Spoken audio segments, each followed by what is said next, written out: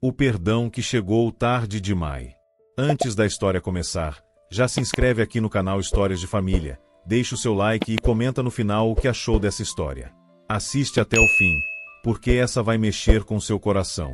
A chuva batia forte nas janelas daquela casa velha, no interior de uma cidade que o tempo parecia ter esquecido. Era uma dessas noites frias de inverno, onde o vento uiva entre as árvores e o silêncio pesa mais que qualquer palavra. Dentro da casa, a luz fraca de uma lâmpada amarelada iluminava o rosto cansado de Elias, um homem de 70 e poucos anos, que já não enxergava quase nada. Elias tinha construído aquela vida com as próprias mãos. Começou com nada, trabalhou na roça desde menino, juntou cada centavo com sacrifício. Comprou aquele pedaço de terra, construiu a casa tijolo por tijolo, criou os 2 filhos com dignidade. Agora, velho e doente, sentia o corpo fraquejar dia após dia. A visão tinha ido embora aos poucos, como se Deus estivesse apagando as luzes da sua vida, uma por uma. Ele sabia que não tinha muito tempo. E sabia também que precisava decidir o destino daquilo que havia construído. Caio, o filho mais velho, estava ali do lado de fora, consertando a cerca que tinha caído com o temporal. Sempre foi assim. Caio nunca saiu de perto. Nunca questionou.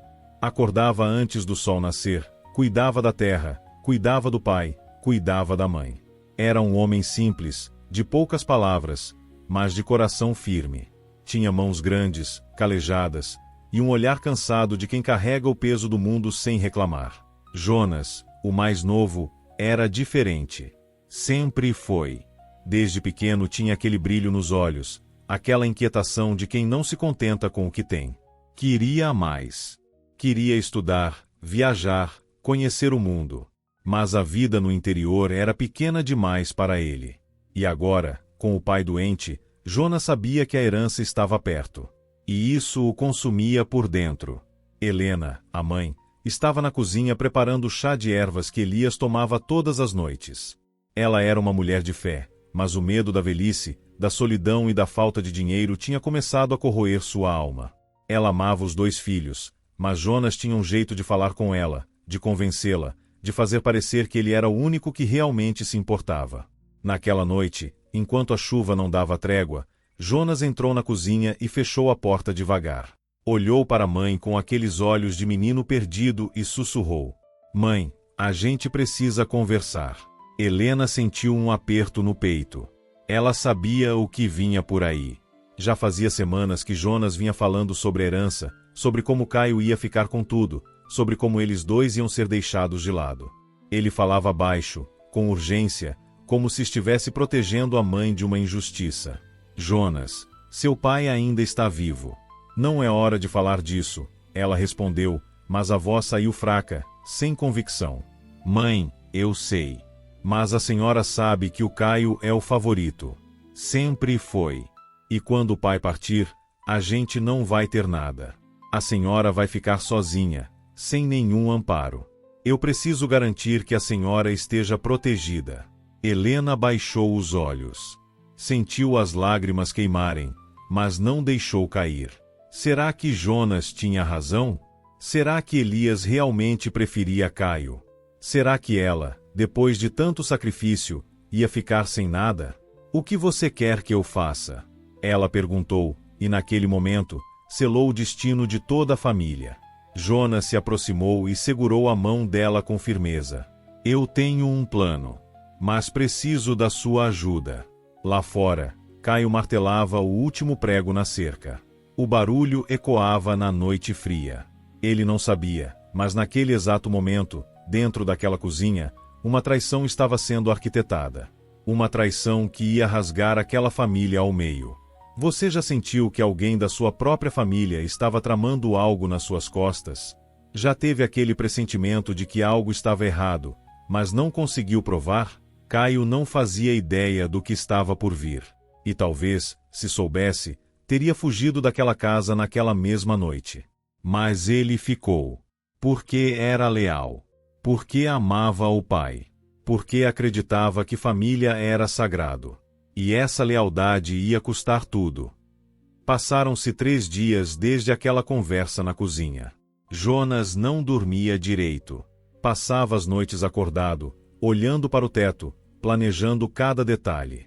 Ele sabia que o pai estava fraco, que a visão já não permitia mais que ele lesse nada, que ele dependia da voz dos outros para saber o que estava assinando. E foi aí que Jonas viu a oportunidade. Helena tentou resistir no começo. Jurou para si mesma que não ia participar daquilo. Mas Jonas era insistente. Ele falava com ela todos os dias, plantando a semente da dúvida, do medo, da insegurança. Dizia que Caio nunca tinha gostado dela de verdade, que ele só ficava ali por interesse, que quando Elias morresse, ele ia expulsar os dois de casa. Mãe, eu não quero ver a senhora passando necessidade. Eu só quero proteger a gente, Jonas repetia, e aos poucos, Helena começou a acreditar. Numa tarde cinzenta, Jonas trouxe os papéis. Eram documentos de transferência de propriedade, redigidos por um advogado que ele tinha procurado na cidade. Tudo certinho, tudo legal. Só faltava a assinatura de Elias. Como vamos fazer isso? Helena perguntou, a voz trêmula. É simples. O pai não enxerga mais. Ele confia na gente. A senhora vai dizer que são papéis do médico, alguma coisa do tratamento. Ele assina sem nem perguntar. Helena sentiu o estômago revirar. Olhou para o crucifixo pendurado na parede da sala e sentiu uma culpa profunda rasgar seu peito. Mas o medo foi mais forte. O medo de ficar velha, sozinha, sem nada. E o Caio? Ela perguntou. Caio não precisa saber de nada. Quando tudo estiver resolvido, a gente explica. Ele vai entender. Mas Jonas sabia que Caio não ia entender. E não se importava. Naquela noite, Elias estava sentado na cadeira de sempre, perto da janela, ouvindo o som da chuva. Ele gostava daquele som. Dizia que acalmava a alma. Helena se aproximou com os papéis na mão, o coração batendo tão forte que ela tinha certeza de que ele ia ouvir. Elias, o médico mandou esses papéis. É sobre o tratamento. Precisa assinar aqui. Elias virou o rosto na direção da voz dela. Não enxergava mais o rosto da mulher com quem tinha vivido 50 anos, mas conhecia cada tom daquela voz. E naquele momento, algo nele hesitou. Havia algo diferente. Algo errado. Que papéis são esses, Helena? Do tratamento, amor. Só assina aqui que eu cuido do resto. Jonas estava parado na porta, observando tudo, as mãos suando frio. Se o pai pedisse para ler, estava tudo perdido. Mas Elias estava cansado. Cansado demais para questionar. Cansado demais para brigar. Ele pegou a caneta que Helena colocou na sua mão, tatou o papel até encontrar a linha e assinou.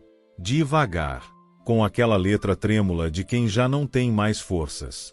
E pronto. Estava feito. Helena saiu da sala rapidamente, segurando os papéis como se fossem brasas quentes. Jonas pegou os documentos das mãos dela e sorriu. Um sorriso que não chegava aos olhos. Pronto, mãe. Agora a senhora está protegida. Mas Helena não se sentiu protegida. Sentiu-se suja. Sentiu-se traidora. E naquela noite, chorou sozinha no quarto, pedindo perdão a um Deus que ela não sabia mais se estava ouvindo. Caio chegou tarde, como sempre. Tinha ficado ajudando um vizinho a consertar o telhado. Entrou pela cozinha, cumprimentou a mãe, foi até o quarto do pai para dar boa noite. Pai, o senhor tá bem? Tô, meu filho. Tô cansado, mas tô bem. Caio sorriu e apertou a mão do velho. Aquela mão que um dia foi forte e agora parecia tão frágil. Descansa, pai. Amanhã eu cuido de tudo. E saiu do quarto sem saber que acabava de perder tudo. Você já foi traído por alguém que você amava? Por alguém que você confiava de olhos fechados? A dor que Caio ia sentir ainda estava por vir. Mas quando chegasse, ia ser devastadora. 2 semanas se passaram. Jonas registrou os papéis no cartório. Agora, oficialmente, metade da propriedade estava no nome dele. Ele sabia que era questão de tempo até Caio descobrir. E sabia também que, quando isso acontecesse, teria que estar longe. Helena não era mais a mesma. Evitava olhar para Caio. Evitava olhar para Elias. Passava os dias trancada no quarto, rezando baixinho, pedindo perdão. Mas o que estava feito, estava feito. Foi numa sexta-feira à noite que tudo desmoronou. Caio tinha ido à cidade resolver uns assuntos e passou no cartório para registrar a venda de umas cabeças de gado. Foi quando o escrevente, um senhor de idade que conhecia a família há anos, comentou: Caio, vi que seu irmão registrou a transferência da propriedade. Vai dividir as terras então? Caio sentiu o chão sumir debaixo dos pés. Que transferência? O homem percebeu o erro na hora, mas já era tarde. Ah, pensei que você soubesse. Seu irmão veio aqui com os papéis assinados pelo seu pai. Metade da terra agora tá no nome dele. Caio saiu do cartório sem dizer uma palavra. Subiu na caminhonete velha e dirigiu em silêncio, as mãos apertando o volante com tanta força que os nós dos dedos ficaram brancos. A cabeça girava. Não fazia sentido. O pai nunca faria isso sem avisar. Nunca. A não ser que, quando chegou em casa, a noite já tinha caído. Entrou pela porta da frente e foi direto ao quarto do pai. Pai, o senhor assinou algum papel de transferência de terra pro Jonas? Elias franziu a testa, confuso. Que transferência, meu filho? Eu não assinei nada disso. Então o que o senhor assinou há 2 semanas? O silêncio que se seguiu foi ensurdecedor. Elias abriu a boca, tentou falar, mas as palavras não saíram. Ele se lembrou. Lembrou de Helena trazendo os papéis, falando sobre o médico, sobre o tratamento. Lembrou da pressa dela, do nervosismo. E entendeu. Meu Deus, ele sussurrou, e 2 lágrimas escorreram daqueles olhos cansados que já não enxergavam mais nada. Caio sentiu o sangue ferver. Saiu do quarto e foi direto procurar Jonas. Encontrou ele na cozinha, comendo em silêncio. Você fez isso. Você enganou o nosso pai. Jonas levantou devagar, encarando o irmão. Não havia medo nos olhos dele. Havia desafio. Fiz o que tinha que ser feito. Você é um traidor. Um covarde. Eu sou esperto, Caio. Você sempre foi o bonitinho do papai, o filho perfeito. Eu só garanti o que era meu por direito. Caio avançou, mas Helena apareceu no meio dos dois, gritando: Parem! Parem com isso! A senhora sabia? Caio olhou para a mãe, e a dor no olhar dele foi como uma facada. A senhora ajudou ele a fazer isso? Helena não conseguiu responder. Apenas chorou. Caio saiu de casa naquela noite. Dormiu na casa de um amigo. E quando voltou no dia seguinte, Jonas já tinha ido embora. Tinha fugido como um ladrão na calada da noite, levando consigo não apenas a herança, mas a dignidade de uma família inteira. Jonas partiu antes do amanhecer. Colocou 2 malas no banco de trás do carro, olhou uma última vez para a casa onde tinha crescido e acelerou. Não olhou pelo retrovisor. Não queria ver. Não queria lembrar. Ele foi para a capital, a quase 500 quilômetros dali. Alugou um apartamento pequeno, arrumou um emprego num escritório. Tentou começar de novo. Tentou esquecer. Mas à noite, quando o silêncio tomava conta do quarto, o rosto de Caio voltava. Os olhos do pai voltavam. A voz da mãe chorando voltava. E Jonas bebia. Bebia até adormecer. Até não sentir mais nada. Ele bloqueou o número da família. Não atendia ligações.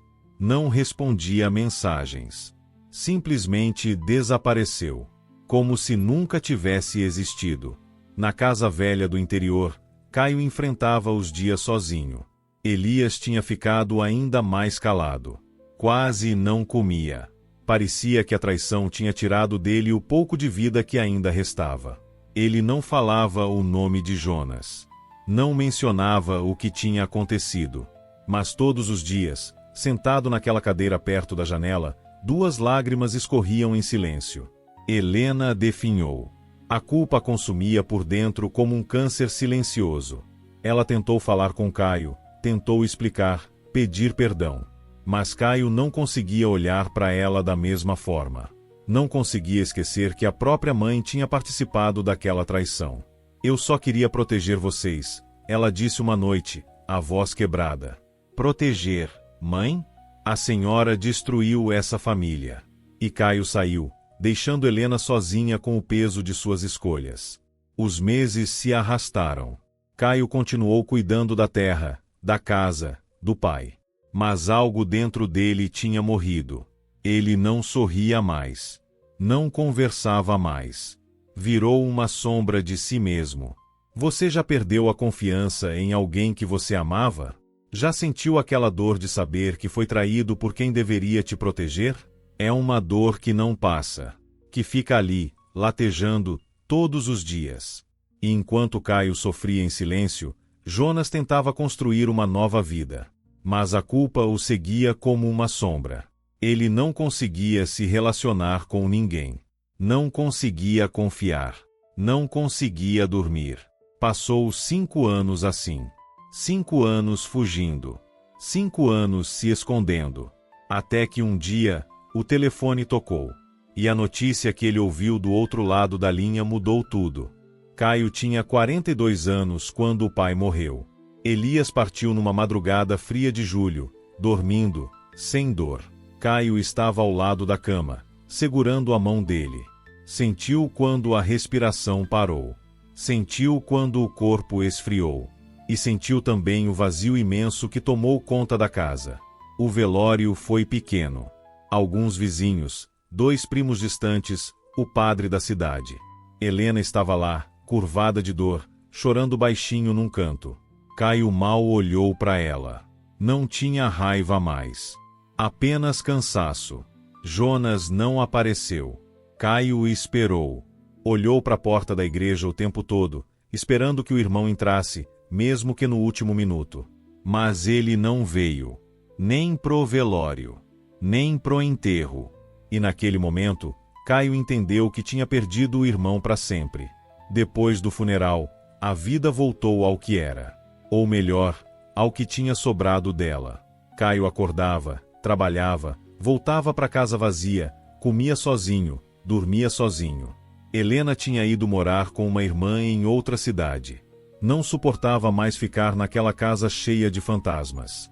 As estações passavam. O inverno dava lugar à primavera. A primavera ao verão. E Caio continuava ali, preso naquela rotina sem cor, sem vida. Ele engordou. Deixou a barba crescer. Parou de se importar com a aparência. O que importava? Para quem importava? Ele estava sozinho. Completamente sozinho. À noite, sentado na mesma cadeira onde o pai passava horas, Caio olhava para a foto antiga da família pendurada na parede. Eles 4 sorrindo. Jonas era criança, talvez uns 8 anos. Estava no colo do pai, rindo. Caio lembrava daquele dia. Tinham ido pescar no rio. Foi um dia feliz. Como as coisas tinham mudado tanto. Você já olhou para uma foto antiga e sentiu saudade de um tempo que nunca mais vai voltar? Já chorou por algo que você perdeu e sabe que jamais vai recuperar? Caio chorava. Não todos os dias. Mas às vezes, quando a solidão apertava demais, ele deixava as lágrimas caírem. E se perguntava se valia a pena continuar. Enquanto isso, na capital, Jonas também estava perdido. Ele tinha conseguido um bom emprego. Ganhava bem. Morava num apartamento decente. Mas era infeliz. Profundamente infeliz. Não tinha amigos de verdade. Não tinha família. Não tinha ninguém. Passava os finais de semana sozinho, olhando pela janela, vendo as pessoas na rua, se perguntando como seria ter uma vida normal. Ele tentou terapia. Tentou academia. Tentou se ocupar. Mas nada preenchia o vazio. Nada apagava a culpa. Uma noite, bêbado, ele pegou o celular e digitou o número da casa. Mas não teve coragem de ligar. Desligou antes de completar. E chorou como não chorava desde criança. Foi então que a ligação chegou. Era um número desconhecido. Jonas quase não atendeu. mas algo dentro dele disse para atender. O alô, Jonas, é o Padre Miguel, da Igreja Matriz. Eu sinto muito, meu filho. Seu pai faleceu. O mundo parou. Jonas deixou o celular cair. Sentou no chão. E gritou. Gritou até a voz sumir. Até não ter mais força. O pai tinha morrido. E ele não estava lá. Não se despediu. Não pediu perdão. E agora era tarde demais. Jonas passou 3 dias trancado no apartamento. Não foi trabalhar. Não comeu direito. Apenas ficou ali, deitado no sofá, olhando pro teto, revivendo cada memória do pai. Lembrava do velho ensinando ele a andar de bicicleta. Lembrava dos domingos na roça, ajudando a colher milho. Lembrava do sorriso do pai quando ele tirou nota boa na escola. Lembrava de tudo. E cada lembrança era uma facada. Ele tentou se convencer de que não deveria voltar, que não adiantava mais, que Caio nunca ia perdoar, que era melhor deixar o passado enterrado junto com o pai. Mas à noite, quando o silêncio pesava, Jonas ouvia a voz do pai. Aquela voz grave, cansada, cheia de bondade. Meu filho, família é tudo que a gente tem nessa vida. E ele sabia que precisava voltar, não pela herança, não pela terra, mas porque não conseguia viver mais daquele jeito, porque a culpa estava matando ele por dentro, porque precisava olhar no olho do irmão e pedir perdão, nem que fosse a última coisa que fizesse na vida. Numa manhã de sábado, Jonas colocou uma mala no carro e pegou a estrada. Foram 6 horas de viagem. 6 horas de ansiedade, de medo, de coração disparado. Quando passou pela placa da cidade, sentiu o estômago revirar. Tudo estava igual. A pracinha, a igreja, o mercadinho da esquina. Como se o tempo não tivesse passado. Mas tinha passado. E tinha levado muita coisa embora. Jonas parou o carro na frente da casa. A mesma casa velha, com a pintura descascada, o portão enferrujado. Ficou ali, dentro do carro, por quase meia hora, sem coragem de sair. E se Caio o expulsasse? E se ele gritasse? E se batesse nele? Jonas sentia que merecia tudo isso. E mais. Finalmente, respirou fundo e saiu do carro. A porta da frente estava entreaberta. Ele empurrou devagar e entrou. A casa estava em silêncio. Cheirava a mofo, a abandono. As cortinas estavam fechadas. Tudo escuro. Caio. Ele chamou, a voz falhando. Nenhuma resposta. Jonas caminhou pela sala. Passou pela cozinha. Foi até o quarto do pai. E lá estava Caio. Sentado na cama onde o pai tinha dormido por tantos anos. Segurando a camisa velha do velho. Chorando em silêncio. Jonas parou na porta. Não conseguiu falar nada. Caio levantou os olhos devagar. E quando viu o irmão ali, parado, a expressão dele foi de choque. De raiva. De dor. Você... Caio sussurrou. Você tem coragem de aparecer aqui? Jonas sentiu as lágrimas escorrerem. Eu sinto muito. Sente. Caio levantou, a voz tremendo de emoção. Você sente. Você destruiu essa família. Você matou o nosso pai. Eu sei. Jonas gritou de volta, a voz quebrada. Eu sei o que eu fiz. E vou carregar isso pro resto da vida. O silêncio que veio depois foi pesado. Carregado. E ali, naquele quarto, 2 irmãos se encaravam depois de 5 anos. Com um abismo entre eles. Um abismo que talvez nunca pudesse ser atravessado. Será que existe perdão para algumas traições? Será que o tempo cura mesmo todas as feridas? Ou será que algumas cicatrizes são profundas demais? Caio virou as costas. Não queria olhar para ele. Não queria sentir pena. Não queria fraquejar. Vai embora, Jonas. Não. Jonas deu um passo à frente. Não antes de falar com você. Não tem nada para falar. Tem sim. Jonas respirou fundo. Eu sei que não mereço seu perdão. Sei que o que eu fiz não tem desculpa. Mas eu preciso que você saiba que eu me arrependo. Todos os dias, eu me arrependo. Caio deu uma risada amarga. Arrependimento não traz o pai de volta. Não traz os 5 anos que eu passei sozinho aqui, cuidando dele, enquanto você estava lá curtindo a vida. Eu não estava curtindo nada. Jonas gritou. Eu estava no inferno. Eu estava sozinho, destruído, sem conseguir dormir, sem conseguir viver. E você acha que eu estava como? Caio se virou, os olhos vermelhos. Você acha que foi fácil para mim? Ver o pai definhar, ver a mãe adoecer de culpa, ficar sozinho nessa casa vazia? Os dois se encararam. 2 homens quebrados. 2 irmãos que um dia foram melhores amigos e agora eram estranhos. Por que você voltou? Caio perguntou, a voz mais calma agora, mas cheia de dor. Porque eu não aguento mais viver com isso. Porque eu perdi tudo. Porque eu quero tentar consertar. Não tem como consertar.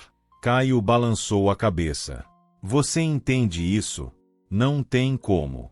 Jonas abaixou a cabeça e chorou. Chorou como criança. Chorou todos os anos de culpa, de solidão, de arrependimento. Eu sei. Eu sei que não tem. Mas eu precisava te pedir perdão. Precisava olhar no seu olho e dizer que eu errei.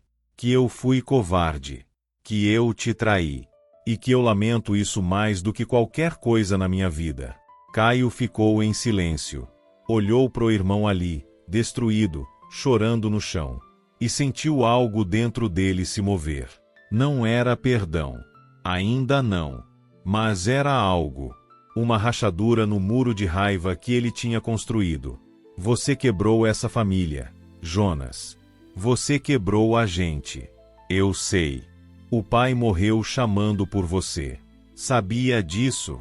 Caio falou, a voz falhando. Nos últimos dias, ele te chamava. Achando que você estava ali. Dizendo que te amava. Jonas soluçou mais forte. Caiu de joelhos. Eu sinto muito. Eu sinto tanto. Caio fechou os olhos. Respirou fundo. E se lembrou de uma coisa que o pai sempre dizia. Guardar raiva é como beber veneno esperando que o outro morra. Ele não queria mais viver assim. Não queria mais carregar esse peso. Não queria mais ser prisioneiro da raiva. Então, devagar, se aproximou do irmão. E colocou a mão no ombro dele. Jonas levantou o rosto, surpreso, as lágrimas ainda escorrendo. Eu não sei se consigo te perdoar agora, Caio disse, a voz trêmula. Mas eu não quero mais te odiar. Jonas segurou a mão do irmão e chorou mais ainda. E ali, naquele quarto onde o pai tinha partido, começou a nascer algo que parecia impossível. Uma pequena semente de perdão. Frágil, mas viva. Você conseguiria perdoar alguém que te magoou tanto? Conseguiria dar uma segunda chance para quem te traiu? É fácil julgar. Mas quando a dor é sua, tudo fica mais difícil. Eles ficaram ali por horas. Sentados no chão daquele quarto. Falando. Chorando. Lembrando. Jonas contou sobre os anos na capital. Sobre a solidão. Sobre as noites em claro. Sobre o vazio que nada preenchia. Caio contou sobre o pai. Sobre como ele definhava aos poucos. Sobre como chamava pelo filho mais novo nos últimos dias. E aos poucos, as palavras foram curando. Não tudo. Não completamente. Mas um pouco. Quando o sol começou a se pôr, Caio se levantou e foi até a cozinha. Voltou com 2 copos de café. Sentou de novo ao lado do irmão e ofereceu um. Obrigado, Jonas sussurrou. Eles beberam em silêncio. Eu não quero a terra, Jonas falou de repente. Pode ficar com tudo. Eu vim aqui só para isso. Para te pedir perdão e devolver o que é seu. Caio balançou a cabeça. Não é sobre a terra, Jonas. Nunca foi. Eu sei. É sobre família. sobre lealdade, sobre não trair quem confia em você. Eu sei. Jonas olhou pro irmão. E eu vou passar o resto da vida tentando ser digno de novo da sua confiança. Se você me der essa chance. Caio respirou fundo. Olhou para a foto do pai na parede. E sentiu que o velho estaria orgulhoso dele naquele momento. Fica para jantar, ele disse. Jonas piscou, surpreso. O quê? Fica para jantar. Não é grande coisa. Mas tem comida. E a gente pode conversar mais. Jonas sentiu o peito apertar. Não de dor, mas de gratidão. De esperança. Eu fico. Eles jantaram juntos. Pela primeira vez em 5 anos. A comida era simples. Arroz, feijão, um ovo frito. Mas para Jonas, era o melhor jantar da vida dele. Depois, Caio mostrou as reformas que tinha feito na casa. O telhado novo. A cerca consertada. A horta que tinha plantado nos fundos. Jonas ouvia tudo com atenção, percebendo quanto o irmão tinha batalhado sozinho. Você fez tudo isso sozinho? Jonas perguntou, impressionado. Tive que fazer. Não tinha ninguém mais. A culpa voltou a apertar o peito de Jonas, mas dessa vez ele não desviou o olhar. Eu quero ajudar. Se você deixar, eu quero ficar um tempo. Ajudar com o que precisar. Caio olhou pro irmão. Ainda havia desconfiança ali. Ainda havia mágoa. Mas havia também algo novo. Uma porta entreaberta. Uma possibilidade. Vamos ver, ele respondeu. Um dia de cada vez. Jonas concordou com a cabeça, os olhos marejados. Um dia de cada vez. Naquela noite, Jonas dormiu no quarto que tinha sido dele quando criança. A cama era a mesma. As paredes, as mesmas. Mas tudo parecia diferente. Menor. Mais simples. Ele se deitou e olhou pro teto, lembrando de todas as noites que tinha dormido ali. Das brincadeiras com Caio. Das histórias que o pai contava antes de dormir. De quando a vida era mais fácil. Mais inocente. E pela primeira vez em 5 anos, Jonas dormiu em paz. Na manhã seguinte, ele acordou com um cheiro de café. Desceu e encontrou Caio na cozinha, preparando o café da manhã. Bom dia, Jonas disse, ainda inseguro. Bom dia, Caio respondeu, sem olhar. Café tá pronto. Eles tomaram café juntos. Pão com manteiga. Café preto e forte. Como sempre foi naquela casa. Eu vou dar uma olhada na cerca lá dos fundos hoje, Caio comentou. Se quiser ajudar. Eu quero. Jonas respondeu rápido. Claro que eu quero. E assim eles passaram o dia. Trabalhando lado a lado. Não falaram muito. Mas não precisava. O trabalho dizia tudo. O suor compartilhado.